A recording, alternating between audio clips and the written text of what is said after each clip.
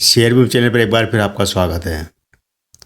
दोस्तों, मेरे दर्शक ने जानकारी मांगी है इंडीट्रेड कैपिटल के ऊपर कि ये कंपनी में उन्होंने इन्वेस्टमेंट किया हुआ है, और अगर जो भी इस कंपनी में या इस तरह की कंपनी में इन्वेस्टमेंट करना चाहते हैं तो उनके लिए ये वीडियो बहुत ही खास हो सकता है। और जानना ज़रूरी है कि ऐसी कंपनियाँ क्या करती है और यहाँ पर इन्वेस्टमेंट किया हुआ जो है उसका फ्यूचर कैसा रहेगा। तो पहले हम जानेंगे इस कंपनी की डेटा जानेंगे पूरा, उसके बाद हम इसकी पूरी कहानी और ये कंपनी क्या करती है। तो करंट प्राइस की चल रही है 6 रुपये 80 पैसे के आसपास चल रही है। आज ही के दिन ये 6 रुपये 40 पैसे तक भी गिरा था शेयर। एक साल का हाई और लो देखेंगे वो आपको मिलेगा 6 रुपये 45 पैसे का लो मिलेगा और 36 रुपये 40 पैसे का हाई मिलेगा एक साल में। अगर पूरी लाइफ टाइम का हम देखते हैं, जब से शेयर मार्केट में लिस्ट हुआ तब से ये 5 रुपये 50 पैसे इसका लो रहा है और हाई रहा है 126 रुपये 35 पैसे का। मार्केट कैप इसका बहुत छोटा है, 15 करोड़ का मार्केट कैप है। सेक्टर पी इसका है 30.14 का सेक्टर पी है, जो कि थोड़ा रिस्की बनाता है।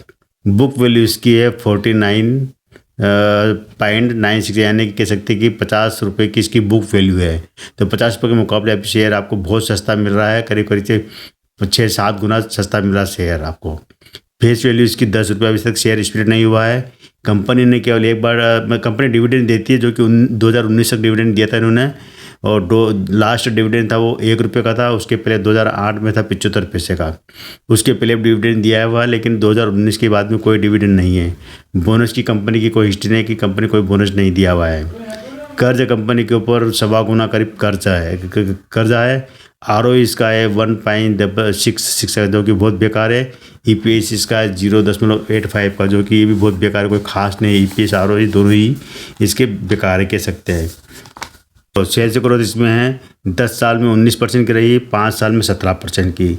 और प्रॉफिट ग्रोथ है 11% की रही 10 साल में, 5 साल में -28% की। CAGR -11% का रहा है 10 साल में, और 5 साल में -27% का।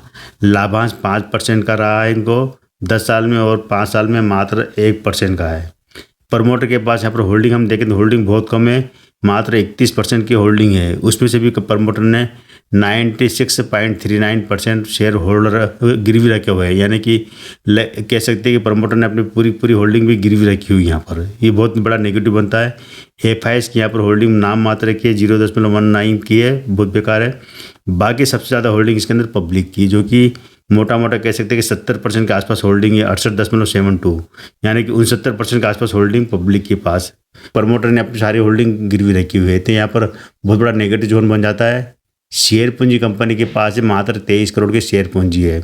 रिजर्व इनके पास है 93 करोड़ का रिजर्व रखा हुआ, लेकिन कर्जा कितना है 127 करोड़ का कर्जा देना है। मैंने अभी बताया था करीब 1.25 गुना कंपनी के ऊपर कर्जा है। और ऐसी कंपनियां जो कोई इस सेक्टर की कंपनियां सभी कर्जे में दबी होती है, जरूर बता देता हूँ मैं आपको वो कैसे, वो भी आपको इसी वीडियो में बताऊँगा मैं। अन्य देनदारियाँ 132 करोड़ की अन्य देनदारियाँ है। टोटल देखा जाए तो कंपनी का साइज 376 करोड़ का बैठता है। इनके पास अचल संपत्ति 26 करोड़ की अचल संपत्ति है और 14 करोड़ का निवेश किया हुआ है। अन्य परिसंपत्तियाँ 336 करोड़ की है। टोटल 376 करोड़ रुपए बैठता है यहाँ पर। हम रिजल्ट इसका देखते हैं तो मार्च, जून, सितंबर और दिसंबर का। मार्च में इनको 41 करोड़ का रेवेन्यू आया था, 36 करोड़ खर्चा हुआ और 1 करोड़ 38 लाख रुपए का इनको नेट प्रॉफिट हुआ था। जून 2024 में 29 करोड़ 17 लाख का रेवेन्यू आया था, 23 करोड़ 54 लाख रुपए इनका खर्चा हुआ था और मात्र 21 लाख का प्रॉफिट हुआ था।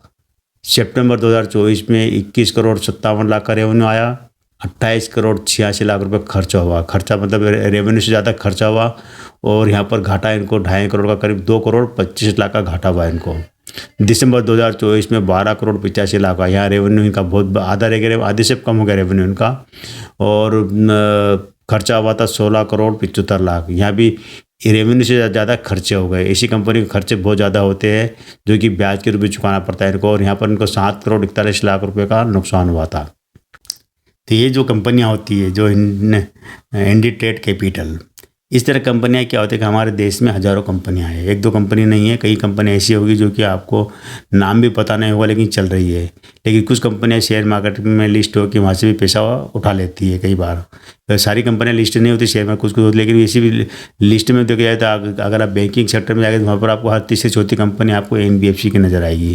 क्योंकि क्या होता है कि छोटी छोटी कंपनी आरबीआई द्वारा मंजूरी के बाद में ये अपना बिजनेस शुरू करते हैं, जिसमें कई तरह के लोन बांटते हैं। जितनी भी तरह का हर तरह लोन बांटना, शेयर मार्केट में काम करना, इन्वेस्टमेंट करना, इसके अलावा शेयर की ब्रोकिंग का काम करना, बीमा का काम करना, इंश्योरेंस का काम करना, दुनिया भर के काम ये करते हैं। क्योंकि इनको हर तरह से पैसा बनाना होता है, उसी हिसाब से काम करते हैं। उसी हिसाब से इनका मतलब कह सकते हैं आय का जरिया भी यही होता है। तो ज़्यादा इनकी करीब 400-500 के आसपास अब ब्रांचेस भी है, तो ज़्यादा खर्चे भी होते हैं इनके ऊपर। जितना अगर बिजनेस फैलाते उतने खर्चे भी होते हैं, लेकिन देखा जाए तो खर्चे काटने के बाद इनकी इनकम बहुत नेरो होती, ज़्यादा इनकम नहीं होती है।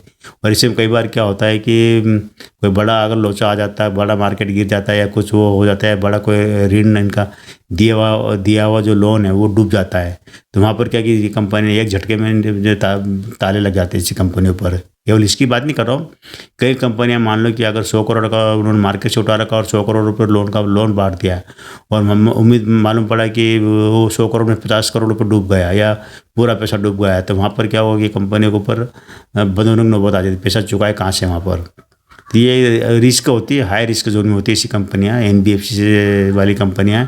निवेश करने से पहले आपको जरूरी ध्यान देखना चाहिए कि आपके जो पोर्टफोलियो में ऐसी 1-2 कंपनी से ज़्यादा नहीं होना चाहिए, और जो इन्वेस्टमेंट होना चाहिए आपके ऐसी कंपनी में मात्र 1-2% से ज़्यादा का इन्वेस्टमेंट नहीं करें। अपने पोर्टफोलियो जो साइज़ है उसका 1% हिस्सा आप एनबीएफसी में इन्वेस्टमेंट करना चाहिए, आपको इससे ज़्यादा नहीं करना चाहिए। एक ये कंपनी जो कई तरह के काम करती है, एक तरह से एनबीएफसी रूप में काम करती है, एनबीएफसी जो कंपनियाँ होती है उनके रूप में काम करती है। इसके अलावा ये मर्चेंट बैंक की तरफ भी काम करती है। ये कई तरह के ऋण बांटती है, जिसके अंदर पर्सनल लोन भी होता है, कृषि लोन भी होता है, इसके अलावा एसएमई जो छोटी कंपनी है उनको लोन देती है, गोल्ड लोन भी देती है, अलग अलग तरह के लोन बांटती है कंपनी। साथ ही साथ कह सकते हैं कि ये बीमा का काम भी करती है, बीमा एजेंट के रूप में काम करती है, जिसमें हेल्थ इंश्योरेंस है, और ये जो है इसका जो हेल्थ और जो जीवन बीमा ये इसका कारोबार भी इनका पास है। कमोडिटी में काम करती है, ट्रेडिंग का काम करती है, जो शेयरों का आदान प्रदान होता है और शेयर ट्रेडिंग उसमें भी काम करती है। कह सकते हैं कंपनी हर तरह से लोन देने वाली कंपनी है, हर तरह से जो भी एनबीएफसी से जुड़ी कंपनियां हैं।